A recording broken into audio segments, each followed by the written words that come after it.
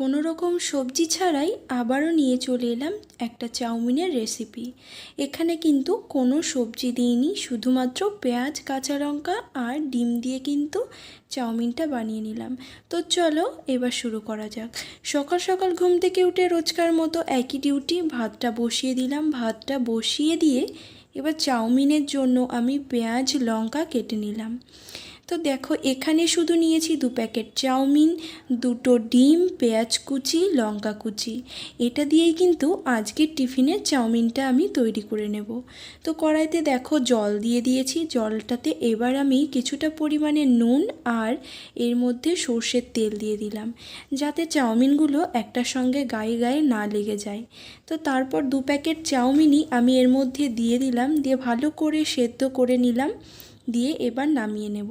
খুব ভালোভাবে সেদ্ধ হয়ে গেছে। নামিয়ে নেওয়ার পর এবার আমি আর একটা কড়া বসিয়ে দিলাম। কড়াতে কিছুটা পরিমাণে সর্ষের তেল দিয়ে দিলাম। এবার এর মধ্যে আমি কোচানো পেঁয়াজগুলো দিয়ে হালকা করে নেড়েচেড়ে নিয়ে এর মধ্যে কাঁচা লঙ্কাগুলো দিয়ে দিলাম। তারপর দুটোই একটু ভাজা ভাজা হয়ে গেলে এবার কিন্তু আগে থেকে আমি ডিমটা ভেজে নিইনি, সেটা একটু পরেই ভেজে নেব। এবার আমি চাউমিনে দেওয়ার জন্য একটা সস রেডি করব। প্রথমে দিয়ে দিলাম টমেটো সস, আর তারপর সয়া সস দিয়ে একটু জল দিয়ে ভালো করে এটা গুলিয়ে নিলাম। খুব ভালো করে এটা আমি গুলিয়ে নিলাম।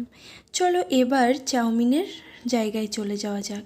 কড়াইতে দেখো পেঁয়াজ আর লঙ্কাটা হালকা ভাজা হয়েছে। এবার এর মধ্যে আমি একটু নুন দিয়ে আবারও নেড়েচেড়ে নিয়ে এবার আমি কিন্তু একটু জায়গা ফাঁকা করে নিলাম। এবার 2টো ডিম ভেঙে এর মধ্যে দিয়ে দিলাম। আমি ডিমটা কিন্তু আগে একদমই ভেজে নিইনি, পেঁয়াজের সঙ্গে একবারে ভেজে নেব। ভালো করে নেড়েচেড়ে একটু ঝুরঝুরো করে ভালো করে ভেজে নিলাম, যাতে ডিমটা দিয়ে কাঁচা গন্ধ না ছাড়ে। ভালো করে ভাজা হয়ে গেছে। এবার এর মধ্যে আমি সেদ্ধ করে রাখা চাউমিনটা দিয়ে দেব। পুরো চাউমিনটা এর মধ্যে দিয়ে দিচ্ছি। আর হ্যাঁ, এর মধ্যে যেহেতু কোনো রকম সবজি দিচ্ছি না, সেই জন্য কিন্তু একটু মশলাটা বেশি করে দিতে হবে। এর মধ্যে কিন্তু আমি শুধু ম্যাগি মশলা ছাড়া আর কোনো মশলা অ্যাড করিনি, শুধুমাত্র ম্যাগি মশলা দিয়েই কিন্তু চাউমিনটা রেডি করেছি। সব কিছু ভালো করে মিশিয়ে নেওয়ার পর এবার আমি যে সসটা রেডি করে রেখেছিলাম সেটা কিন্তু এবার এর মধ্যে দিয়ে দেব। দিয়ে আবারও ভালো করে মিশিয়ে নিলাম। পুরোটা মিশিয়ে নেওয়ার পর এবার আমি এর মধ্যে পুরো 1 প্যাকেট ম্যাগি মশলা দিয়ে দিলাম। ম্যাগি মশলাটা দিয়ে দেওয়ার পর আবারও ভালো করে মিশিয়ে নিলাম। আর খেতে কিন্তু এটা দারুণ হয়। তোমরাও কিন্তু বাড়িতে এই রকমভাবে বানিয়ে খেতে পারো। যাই হোক, ভিডিওটা কেমন লাগলো অবশ্যই কিন্তু কমেন্ট করে জানাবে। ভালো লাগলে লাইক করো, শেয়ার করো। আর যারা ইউটিউব চ্যানেল থেকে দেখছো তারা কিন্তু অবশ্যই সাবস্ক্রাইব করবে।